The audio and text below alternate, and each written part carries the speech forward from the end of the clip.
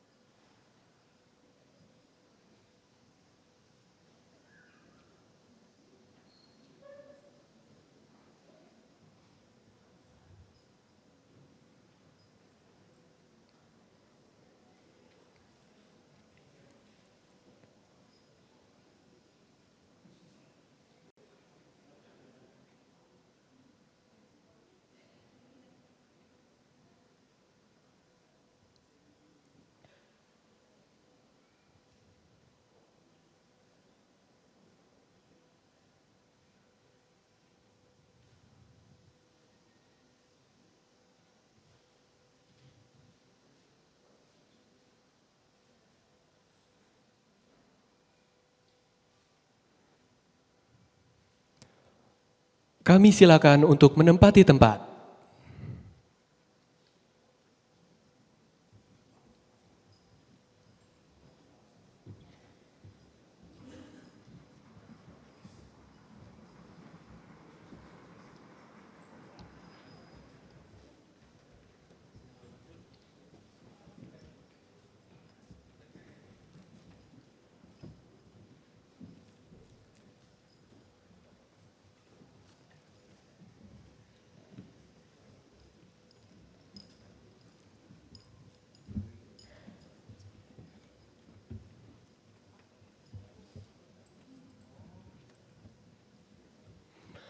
Lagu Kebangsaan Indonesia Raya dinyanyikan oleh seluruh hadirin. Hadirin dimohon berdiri.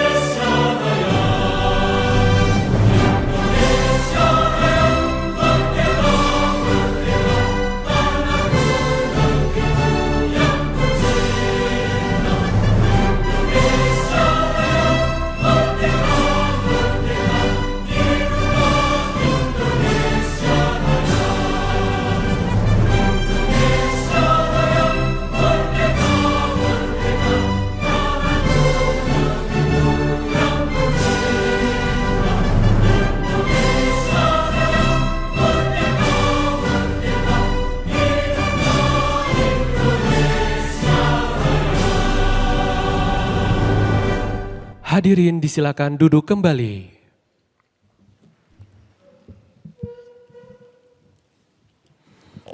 Pembukaan sidang orasi ilmiah Guru Besar Institut Teknologi Bandung oleh Ketua Forum Guru Besar Institut Teknologi Bandung. Yang terhormat Ketua Majelis Wali Amanat ITB yang diwakili oleh anggota Majelis Wali Amanat ITB. Yang kami hormati Ketua Senat Akademik ITB yang diwakili oleh Sekretaris Senat Akademik ITB. Rektor ITB atau yang mewakili, anggota Forum Guru Besar ITB, para dekan, Ketua Senat Fakultas Sekolah atau yang mewakili, serta tamu undangan luring dan daring yang kami muliakan. Assalamualaikum warahmatullahi wabarakatuh. Pada hari ini, Sabtu, tanggal 18 Mei tahun 2024, Forum Guru Besar Institut Teknologi Bandung menyelenggarakan sidang orasi ilmiah Guru Besar ITB, yaitu 1. Profesor Insinyur Lafi Rizky Zuhal PhD dari Fakultas Teknik Mesin dan Dirgantara dengan judul orasi Metodologi Analisis Aliran Fluida Kompleks.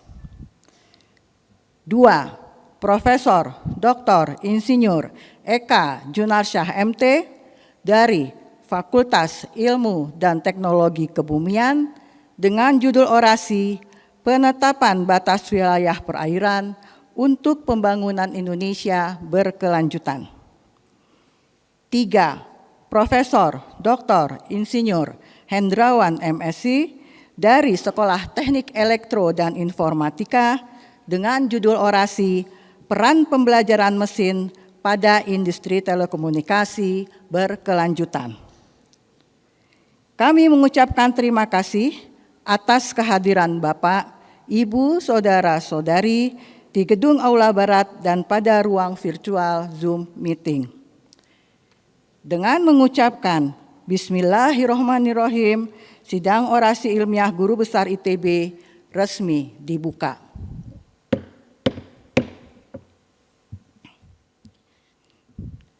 Selanjutnya, kami persilahkan Dekan Fakultas Teknik Mesin dan Dirgantara, Profesor Dr. Insinyur Tata Cipta Dirgantara MT, untuk membacakan riwayat hidup Profesor Insinyur Lafi Rizky Zuhal, PhD.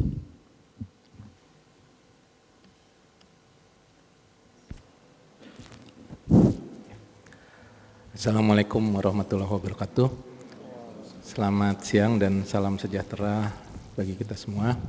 Izinkan saya untuk menyampaikan riwayat hidup dari Profesor Lafi Rizky Zuhal.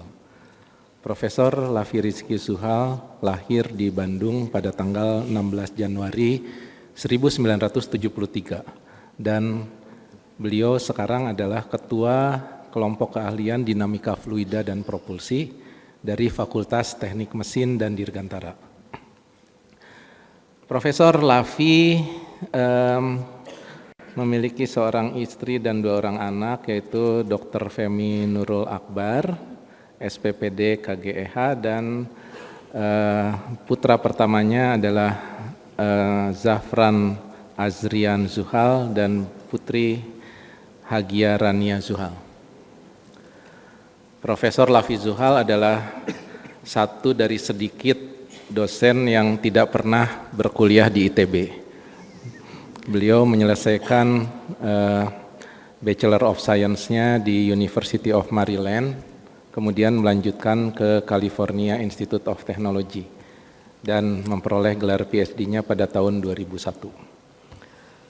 Selesai PhD, Profesor Lafi Zuhal langsung bergabung dengan Fakultas Teknik Mesin dan Dirgantara sejak tahun 2002 sampai sekarang sebagai dosen di Fakultas Teknik Mesin dan Dirgantara. Selama berkarir sebagai dosen, beliau pernah menjabat sebagai Kaprodi Sarjana Teknik Dirgantara ITB pada tahun 2018 sampai 2020. Kemudian Wakil Dekan Akademik di FTMD ITB dan sekarang menjadi Ketua Kelompok Keahlian Dinamika Fluida dan Propulsi di FTMD. Selama menjalani karirnya, Profesor Lavi Zuhal telah melakukan banyak sekali kegiatan penelitian dalam bidang aerodinamika atau mekanika fluida, metode pengukuran berbasis optik, metode komputasional berbasis partikel, dan mekanika terapan berbasis data. Lebih dari 30 hibah penelitian telah dilakukan, hampir seluruhnya sebagai peneliti utama dengan pendanaan dari sumber dana dalam atau luar negeri, diantaranya penelitian PTNBH, Kemendikbudristek, hibah unggulan, strategis nasional, riset dan inovasi ITB, riset P2MI, Japan International Cooperation Agency, JICA, IUN SIDNET, Research, Institute of Fluid Science dengan Tohoku University, dan Australia Indonesia Center Research Program. Profesor Lavi Zuhal sudah mempublikasikan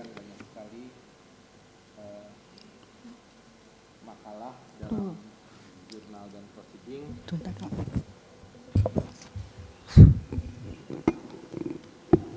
baik internasional maupun nasional. Beberapa di antaranya terbit pada jurnal bereputasi seperti Physics of Fluid, AIAA Journal, Aerospace Science and Technology, International Journal for Numerical Methods in Engineering, Structural and Multidisciplinary Optimization, Reliability Engineering and System Safety, dan Ocean Engineering.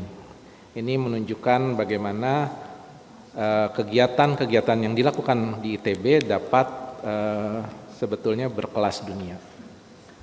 Selama menjadi dosen, Profesor Lavi telah meluluskan 80 mahasiswa program sarjana, 60 mahasiswa program magister, dan 13 mahasiswa program doktor. 15 di antara alumni S2 dan S3 itu adalah mahasiswa asing yang berasal dari Vietnam, Sudan, Kamboja, dan Jepang.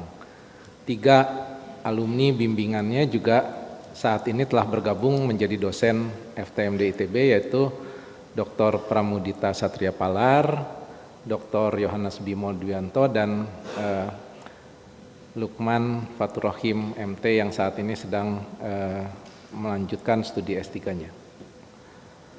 Selain itu juga ada alumni yang di bawah bimbingan Profesor Lavi yang telah menjadi dosen dan peneliti di berbagai institusi mancanegara, antara lain di Glasgow University, Cranfield University, Southampton University, Vietnam National University, Ton Duc Tang University. Ada juga yang bekerja di A-Star Singapore, DLR Germany, Intel USA, Oxford Nano Imaging UK. Profesor Lavi juga memiliki paten bersama dengan Dr. Bimo dan Dr. Pramudita Palar tentang kipas radiator dengan torsi rendah yang telah memperoleh paten dari Kementerian Hukum dan HAM Republik Indonesia. Kemudian juga terlibat dalam penyusunan kebijakan nasional tentang Komite Inovasi Nasional dan peta jalan pengembangan ekosistem industri kedirgantaraan Indonesia dari Bappenas. Profesor Zuhal menerima penghargaan ITB bidang penelitian tahun 2016 dan Satya Lencana Karya Satya 10 tahun dari Presiden Republik Indonesia. Beliau juga menjadi reviewer pada berbagai jurnal nasional dan internasional, diantaranya AIAA Journal, Aerospace Science and Technology, Aerospace Engineering, ASCE, Energy Expert System with Application, Reliability Engineering and System Safety, dan Proceeding of Royal Society A. Di sini tidak ditulis hobinya, mungkin hobinya belajar melihat capaian prestasinya selama ini. Demikian yang bisa saya sampaikan tentang riwayat hidup Profesor Lavi Rizky Zuhal. Terima kasih. Berikutnya, kami persilakan Profesor Insinyur Lavi Rizky Zuhal, PhD, untuk menyampaikan orasi ilmiah.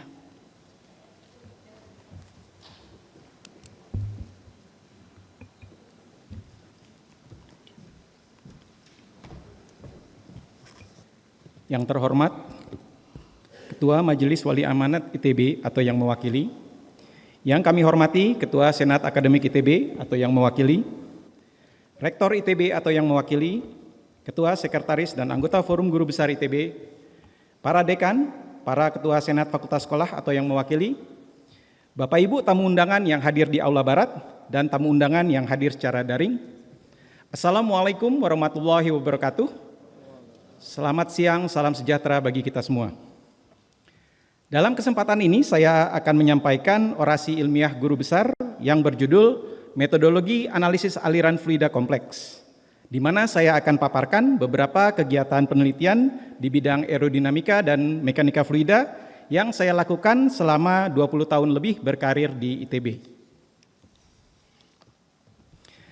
Aerodinamika adalah ilmu yang mempelajari gerak dari udara dan gas. Ilmu ini berkembang semenjak awal abad ke-20 seiring dengan pertumbuhan teknologi pesawat terbang yang sangat memerlukan pengetahuan untuk merekayasa aliran. Aliran udara diatur sedemikian rupa untuk menghasilkan gaya angkat pada sayap pesawat terbang atau bilah rotor pada helikopter. Aliran udara atau gas juga dimanipulasi untuk menghasilkan gaya dorong pada mesin pesawat dan roket. Oleh karena itu awalnya aerodinamika banyak diaplikasikan di sektor industri, dirgantara, dan pertahanan. Saat ini aplikasi dari ilmu aerodinamika juga telah merambah ke berbagai bidang teknik lainnya, terutama karena adanya kebutuhan akan produk yang hemat energi dan berkelanjutan. Mobil sekarang itu dirancang untuk lebih aerodinamis, guna meningkatkan performa dan mengurangi penggunaan energi. Turbin angin dikembangkan sebagai sistem penghasil energi terbarukan yang memanfaatkan tenaga angin. Bapak Ibu, aerodinamika itu sendiri adalah bagian dari ilmu mekanika fluida. Hukum alam dan metodologi analisis yang digunakan sama persis. Jadi kalau ditarik ke atas, ilmu yang kami pelajari ini dapat diaplikasikan ke bidang yang lebih luas. Karena semua yang bergerak pasti bergerak di dalam fluida dan memerlukan analisis mekanika fluida. Grup kami banyak melakukan berbagai kajian terkait dengan topik-topik terapan tadi, khususnya pada sektor dirgantara, pertahanan, energi, dan juga medis. Namun dalam kesempatan ini, karena tema besarnya adalah orasi ilmiah guru besar, saya akan fokus ke kegiatan penelitian dasar yang kami lakukan. Penelitian di bidang aerodinamika dan mekanika fluida saya tekuni sejak menjalani studi pascasarjana di California Institute of Technology 27 tahun yang lalu. Tesis S2 saya itu tentang perambatan gelombang kejut atau shockwave. Topik ini adalah bagian dari penelitian besar yang bertujuan untuk mensimulasikan suatu percobaan ledakan nuklir. Penelitian S3 saya adalah dinamika dan stabilitas dari wingtip vortex atau pusaran kuat yang terbentuk di belakang sayap pesawat. Selain membahayakan pesawat lain yang terbang di belakang, pusaran ini juga yang menyebabkan kebisingan pada helikopter. Studi-studi ini dilakukan secara eksperimental dengan menggunakan fasilitas terbaik di dunia yang ada pada saat itu. Ketika 22 tahun yang lalu saya bergabung di ITB, saya ada keraguan apakah mungkin melakukan penelitian yang kualitasnya kurang lebih sama dengan kalau saya berkarir di luar negeri. Saya perlu berpikir keras untuk memilih topik yang sesuai dengan fasilitas yang ada di ITB pada saat itu.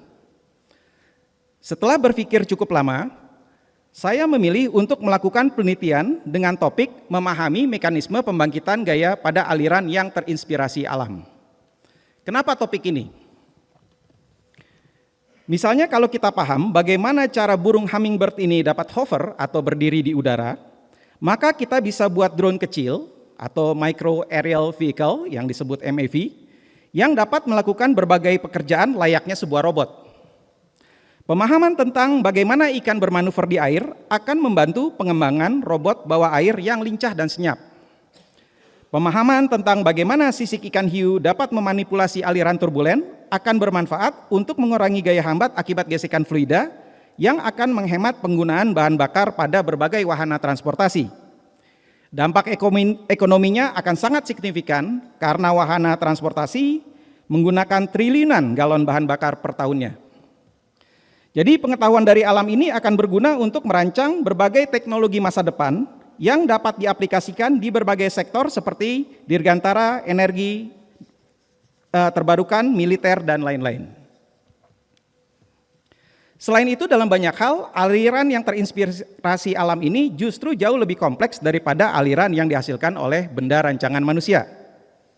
Sebagai contoh, sayap pesawat terbang dirancang agar alirannya menempel pada permukaan.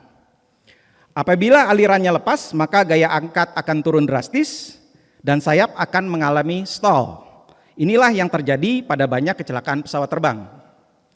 Sementara aliran yang dihasilkan oleh kepakan burung atau serangga adalah aliran yang lepas.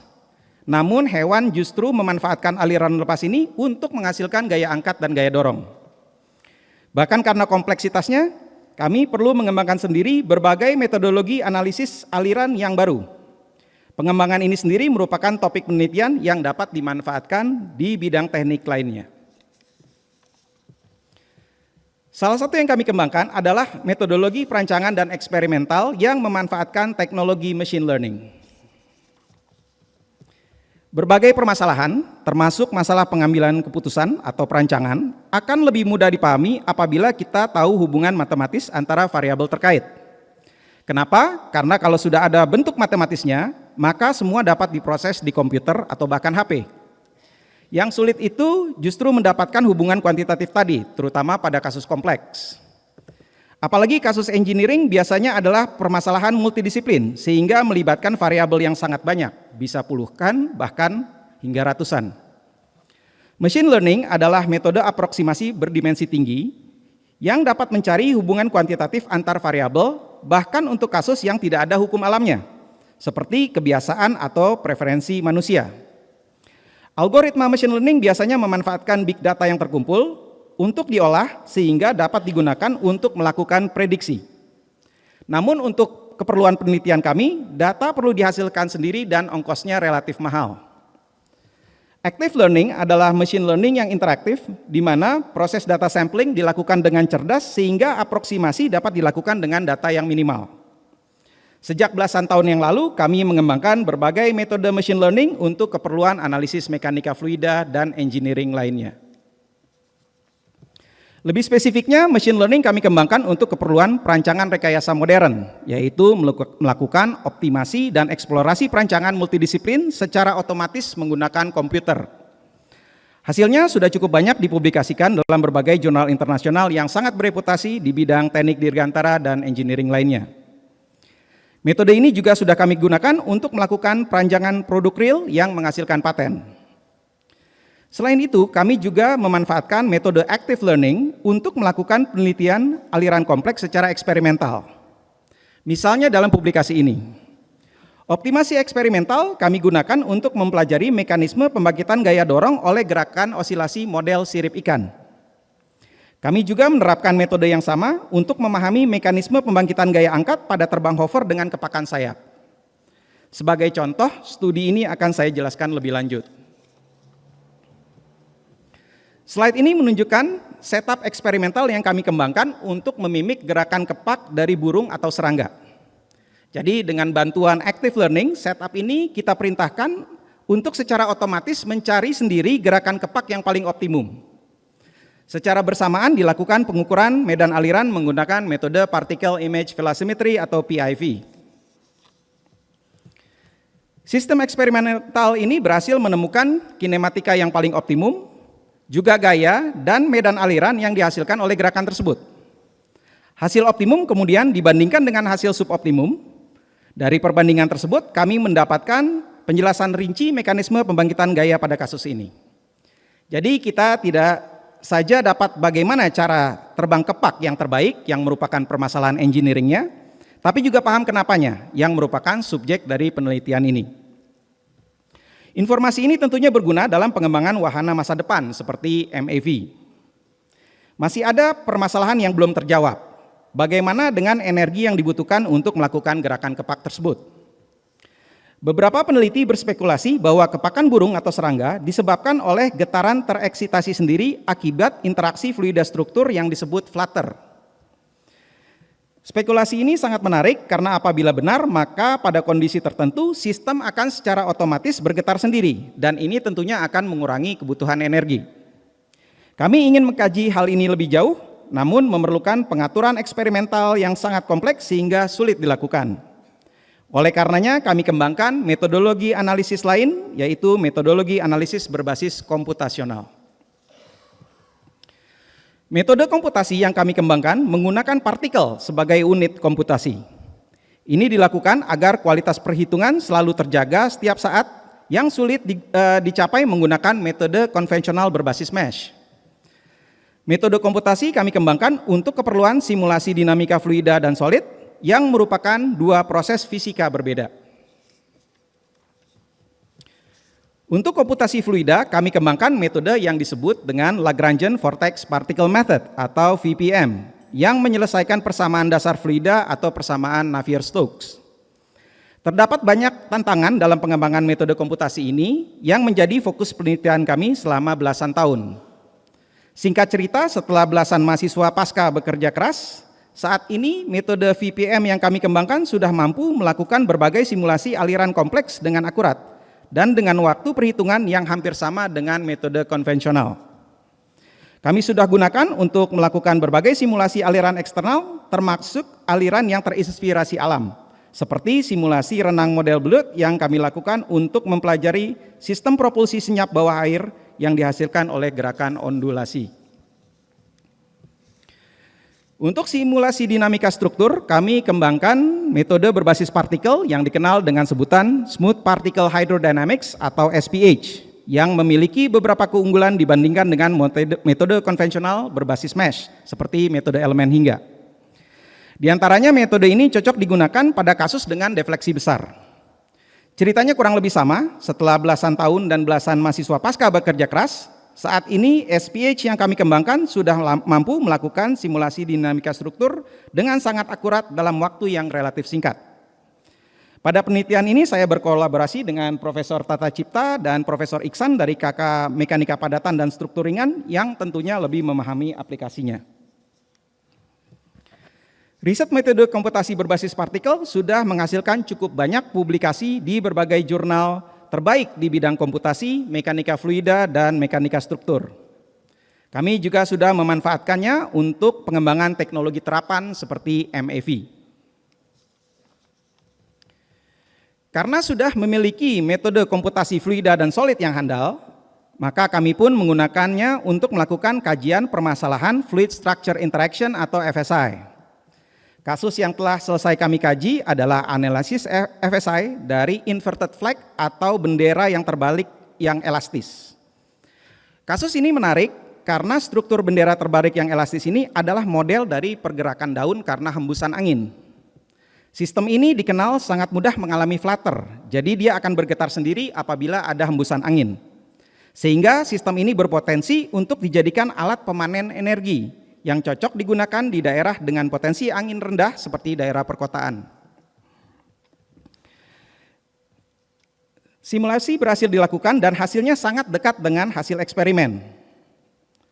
Kelebihannya, metode komputasi kami memberikan informasi medan aliran yang sangat detail yang tidak mungkin ditangkap menggunakan metode eksperimen. Informasi ini kemudian kami manfaatkan untuk memahami fenomena fisik kasus ini untuk keperluan pengembangan sistem pemanen energi angin baru. Nah, Bapak Ibu, semua yang baru saja saya paparkan adalah sedikit gambaran tentang penelitian yang sudah selesai kami lakukan. Selanjutnya saya akan sampaikan highlight dari beberapa penelitian yang sedang kami lakukan. Saat ini kami masih terus mengembangkan beberapa metode komputasi berbasis partikel bersama-sama dengan kolega internasional kami. Salah satu yang sedang dikembangkan adalah metode Lattice-Boltzmann atau LBM. Metode ini kami kembangkan untuk keperluan simulasi multiphysics yang akan semakin berperan di masa yang akan datang, karena permasalahan real biasanya merupakan gabungan dari berbagai macam fenomena fisik. LBM sudah berhasil kami kembangkan untuk simulasi aliran fluida dan sudah menghasilkan beberapa publikasi. Metodologi lain yang juga tengah kami kembangkan dan lebih bersifat fundamental adalah pengembangan metode diskritisasi baru menggunakan apa yang disebut dengan Modified Piecewise Polynomial. Metode ini kami kembangkan bersama-sama peneliti dari universitas terbaik di dunia, yaitu California Institute of Technology dan Cambridge University, serta University of Glasgow. Ide awalnya memang berasal dari kolega kami di Cambridge, tapi kita bukan sekedar penggembira. Pada tulisan ini misalnya, penelitiannya dilakukan di ITB yang merupakan bagian dari tesis mahasiswa fast track FTMD bimbingan saya. Metode lain yang kami sedang kembangkan juga adalah mekanika fluida berbasis data untuk prediksi aliran turbulen. Prediksi aliran turbulen adalah permasalahan yang sangat kompleks sehingga ada kutipan terkenal dari dua orang fisikawan penerima hadiah Nobel. Salah satunya bahkan terkesan frustrasi. Kenapa kompleks? Karena aliran turbulen terdiri dari pusaran dengan berbagai macam ukuran. Simulasi aliran turbulen pada kasus real membutuhkan waktu perhitungan yang sangat lama. 5 tahunan terakhir, beberapa peneliti mulai memanfaatkan teknologi machine learning dan data analytics untuk memprediksi medan aliran turbulen secara cepat. Kami pun mulai melakukan pengembangan metode yang sangat baru ini.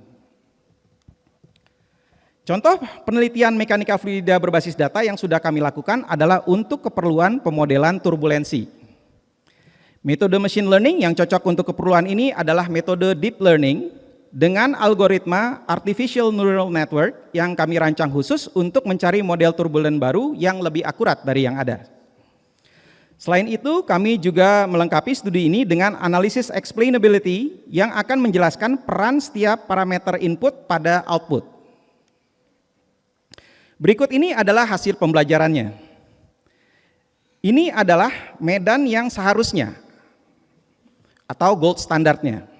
Ini adalah hasil yang kalau kita menggunakan model yang digunakan oleh engineer saat ini. Dan ini adalah hasil prediksi deep learning kita. Dapat dilihat bahwa model kami memberikan hasil yang sangat akurat dan paling mendekati hasil yang sebenarnya.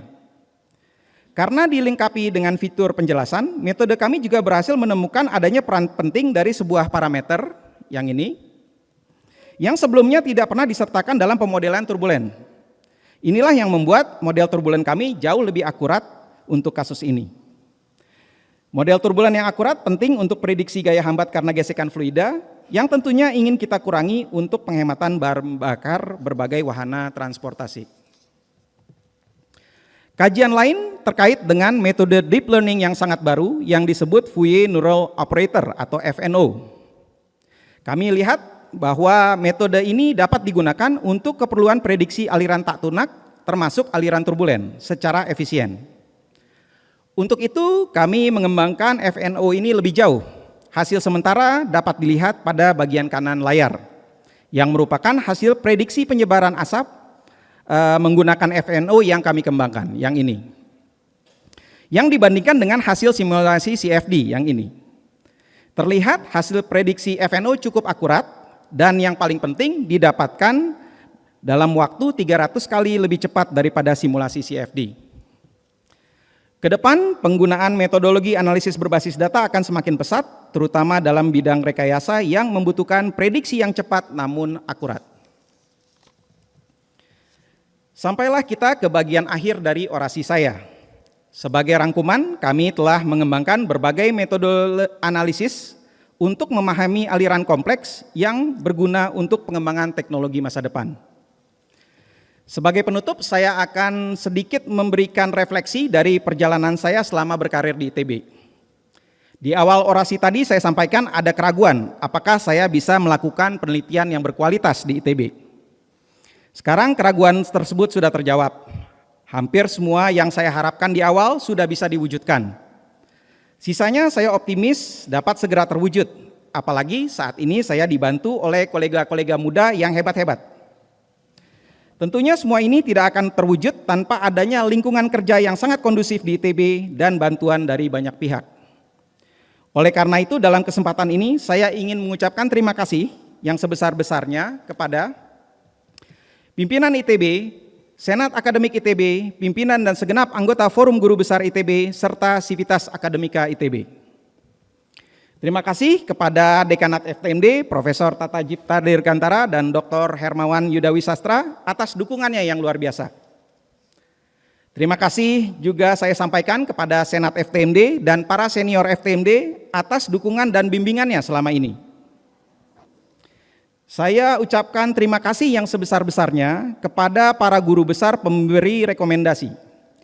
Pertama, Profesor Haryono Joyodiharjo, Profesor Priyono Sutikno, Profesor Hari Muhammad, dan Profesor Indrajati Sidi yang alhamdulillah hari ini hadir di sini. Juga ada Profesor Shinosuke Obi dari Jepang. Terima kasih kepada Profesor Leonardo Gunawan atas bantuannya dalam menyunting buku orasi. Terima kasih juga kepada seluruh dosen FTMD atas kerjasamanya yang baik selama ini. Juga Tendik FTMD yang membantu dalam berbagai kegiatan. Selanjutnya saya ingin menyampaikan terima kasih kepada rekan-rekan yang telah banyak berkolaborasi dalam berbagai kegiatan penelitian dan pembimbingan mahasiswa pascasarjana, yaitu kolega-kolega muda saya, Dr. Pramudita Satria Palar, Dr. Yohanes Bimo Dwianto, dan Saudara Lukman Faturohim. Dr. Eki Febrianto, Dr. Dung, dan Dr. Luk yang semuanya merupakan para alumni ex-bimbingan saya. Selanjutnya terima kasih juga kepada kolega kolaborasi saya di FTMD, Profesor Iksan Setia Putra, Profesor Hari Muhammad, dan Profesor Tata Cipta Dirgantara. Terima kasih juga kepada kolega kolaborasi internasional dari Jepang, dari Prancis, dari Hong Kong, dan dari Australia. Terima kasih kepada seluruh alumni mahasiswa bimbingan yang telah menjadi mitra dalam berkarya selama ini, khususnya Dr. Imadewi Ragunarsa, Dr. Dea Daniela, Saudara Gifari Adam Faza, Kemas Zakaria, dan Ridho Al-Hafiz yang karyanya tadi saya tampilkan ke hadapan Bapak Ibu semua. Saya juga ingin mengucapkan terima kasih ke dosen pembimbing S3 saya, Profesor Mori Garib, dan juga seluruh dosen dan guru yang telah mendidik saya. Terima kasih pada keluarga yang banyak membantu dan menjadi mentor saya ketika tinggal di Amerika Serikat, yaitu keluarga Syarafi. Terima kasih kepada rekan-rekan Wakil Dekan Akademik ITB yang merupakan rekan-rekan seperjuangan saya dalam melaksanakan tugas sehari-hari. Juga saya ingin mengucapkan terima kasih kepada seluruh tamu undangan atas kehadirannya. Secara khusus saya mengucapkan terima kasih yang sebesar-besarnya kepada Bapak Profesor Purnomo Yudhisdiantoro beserta Ibu Lis yang telah meluangkan waktu jauh-jauh datang ke Bandung untuk hadir pada orasi ini. Selanjutnya saya ingin berterima kasih kepada keluarga besar saya yang selalu memberikan dukungan, perhatian, serta doa. Keluarga besar Sultan Syahribuddin Latif di Jakarta, keluarga besar Udin S. Sultan di Bandung, dan keluarga besar Abdul Qadir Hasan di Bangil. Saya juga ingin berterima kasih kepada Bapak Ibu mertua saya, Profesor Nurul Akbar yang duduk di depan, dan Ibu Sulmawati, serta adik-adik ipar dan keponakan. Terima kasih juga kepada adik-adik saya, Kosi Kausar Zuhal, Alvin Mardi Zuhal, dan Yosi Novarani, serta para keponakan Askan, Shana, dan Sazia atas doa dan dukungannya. Secara khusus saya sampaikan ucapan terima kasih yang tak terhingga kepada kedua orang tua tercinta, Profesor Zuhal almarhum dan Ibu Syahlina Zuhal, yang telah membesarkan, mendidik, memberikan inspirasi, dan selalu mendoakan saya. Saya bisa berdiri di sini karena pendidikan dan pengorbanan beliau berdua. Terakhir, ucapan terima kasih yang tak terhingga saya sampaikan kepada istri tercinta, Femi Nurul Akbar, serta anak-anak terkasih, Zarfan Azrian Zuhal dan Hagia Rania Zuhal, yang selalu setia menemani, memberi dukungan penuh sehingga menjadi sumber kekuatan dan inspirasi bagi saya. Bapak Ibu, demikian akhir dari orasi ilmiah saya. Selanjutnya saya akan membacakan kode kehormatan Guru Besar ITB. Dalam mengemban amanah Guru Besar Institut Teknologi Bandung, saya akan menjaga kehormatan guru besar dengan selalu meningkatkan kompetensi keilmuan, membangun lingkungan masyarakat keilmuan saya, serta memberikan keteladanan dan manfaat atas keberadaan saya. Untuk itu saya akan selalu memegang teguh janji dan ucapan saya, mempertahankan integritas dengan menjaga kejujuran, kepercayaan, kebijaksanaan, keadilan, saling menghormati, bertanggung jawab, dan menjaga nilai-nilai ITB dan masyarakat. Semoga Allah Subhanahu wa Ta'ala selalu memberikan petunjuk dan lindungannya kepada saya. Bandung, 18 Mei 2024, Profesor Lavi Rizky Zuhal. Terima kasih. Assalamualaikum warahmatullahi wabarakatuh.